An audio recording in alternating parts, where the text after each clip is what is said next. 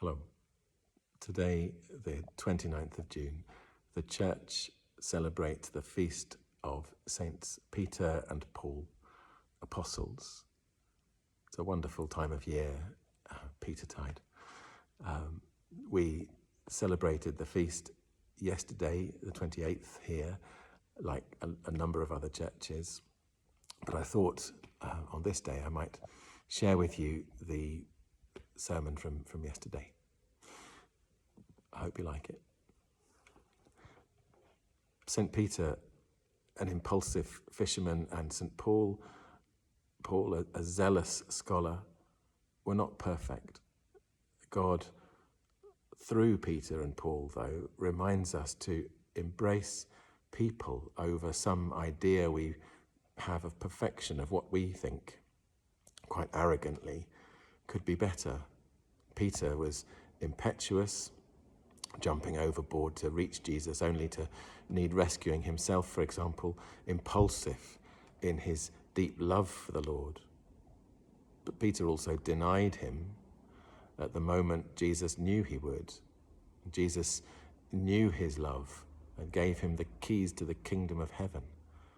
Scholarly letter-writing Paul, after his conversion from persecutor of Christians to founder of Christian churches, used his training as a Pharisee, his intellectual abilities, to ensure everyone, whether Jewish or Gentile, would be and are always welcome in the church.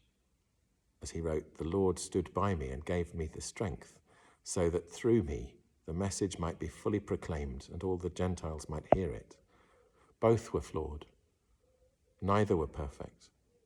Both were martyred for their deeply held, brave belief, their faith, which made them bold and helped them overcome fear. Both were great apostles. God chooses us and uses us, people from all humanities, diverse peoples, types and backgrounds, inclusive of all the wrongs that we do as well as what we do right, to do his will and to build his kingdom. And Peter and Paul held a love of Jesus Christ in common, and both were founders of the church that we know today. Both knew the church must spread and draw people in from all nations. Both worked unceasingly to share the faith that God inspired in them. Whatever our personal strength might be, or whatever our personal weaknesses, God chooses us all. We all have a vocation. God's love embraces us as we are, doesn't wait until we're perfect. Neither Peter nor Paul were, and we should live like this. Love people as they are, not wait for them to be perfect. Peter's confession of faith in today's gospel is so important to us. He said, "You are the Messiah, the Son of the living God." By this time, Jesus' miracles were all around. The divine presence, compassion and love were sort of out there in the land. People were asking for explanations. But even his friends, his close friends, didn't have the answer. When Jesus asked them what they thought, some say John the Baptist, but others Elijah, and still others Jeremiah, or one of the prophets. Jesus persisted, "Yes, but who do you say that I am?" Peter, Simon Peter, replied and got it right, even as he would go on to get other things wrong. In fact, straight away afterwards, he answered with what is true. He said, "You are the Messiah, the Son of the living God." And after this, his confession of faith, Jesus said about how he would be the rock, the church. "On this rock I will build my church, and the gates of Hades will not prevail against it." Simon Peter, ordinary, fallible, flawed, was called and claimed by God, and through grace and some tough lessons became a founder, like Paul, of the movement that seeks to show others the kingdom of heaven in this world, to turn this world's values upside down, forming it into the world God intended it to be. The risen Jesus forgave Peter the betrayal that he would make after Jesus' arrest. The risen Jesus turned Paul's life into new life with difficult lessons, but a deep love for God. Look to St. Paul. We can learn from his sacrifice, poured out as a libation for many, and the acceptance he had of his former wrong and his turning it around and doing the right thing. He has his Damascus Road experience, of course.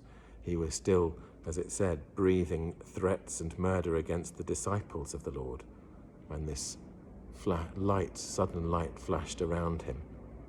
And he fell to the ground and heard the voice, "Saul, Saul, why do you persecute me?" He asked who this was, and the answer was, "I am Jesus, the one you are persecuting." Whom you are persecuting, Paul had persecuted Christians, followers in the way, and then shortly after his conversion began proclaiming Jesus in the synagogues, saying that he was the Son of God. St. Paul, founder of churches, inspires us through his understanding, his acceptance of what is right to change and proclaim is the truth that has been revealed. He inspires through his letters and travels in biblical times that still speak and inspire us today, 2,000 years later. He inspires through his love of Jesus, who saved him and who saves us. St. Peter inspires through his trust, his devotion, his understanding, as well as his fallibility. The first to acknowledge Jesus was Christ, the Messiah, along with Mary Magdalene, the first to know and affirm the resurrection of Jesus. Peter was also the first to proclaim the gospel after Pentecost. Be as true to God's calling as Paul and Peter. That's our prayer. Be true to our calling. Be as enthusiastic, risk takers for Jesus' sake. We must all tell anyone that Jesus is alive and we might live in him and he in us. Amen.